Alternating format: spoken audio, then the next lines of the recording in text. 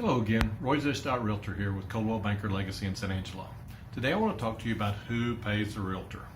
Sounds real simple. We're going to go into some more details and find out it's really not quite that simple. So, short answer, the seller pays the realtor. Almost every time the seller technically pays the realtor. The way it basically works is when you sign a listing agreement to sell your house, then you agree to a percentage that you will pay the realtor. The realtor that's selling your house is actually who you're agreeing to pay. What they do is then they make an agreement when they put it on the multiple listing service or sometimes any other service, other place they advertise it, they have an agreement to pay part of that fee, generally half, but not always, to the agent that represents the buyer. So why does the seller pay it? That doesn't necessarily make sense. Why didn't the buyer pay his agent and the seller pay their agent? Really, it goes back to tradition. Years ago, and it's even still this way in some places, Australia, I was reading about something the other day, the agent only represented the seller. The buyer was not represented by anybody. And so it only made sense that the seller would pay all the fees.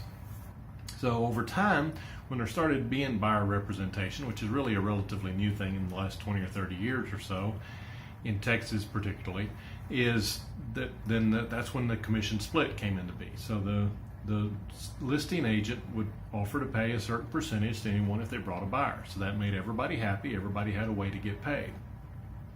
So that's kind of the way that part of it works.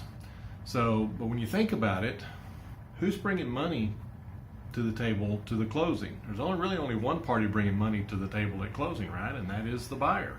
So ultimately, when it comes down to it, the buyer is really paying everyone because it's their money.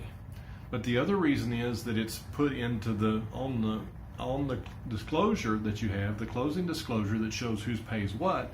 The reason that it's on the seller's side is because then it gets rolled into the note. So when you buy a house, you can't pay necessarily the percentage to both agents up front. So even though you really are paying it as the buyer, when it comes right down to it, because it's your money that comes to pay everyone.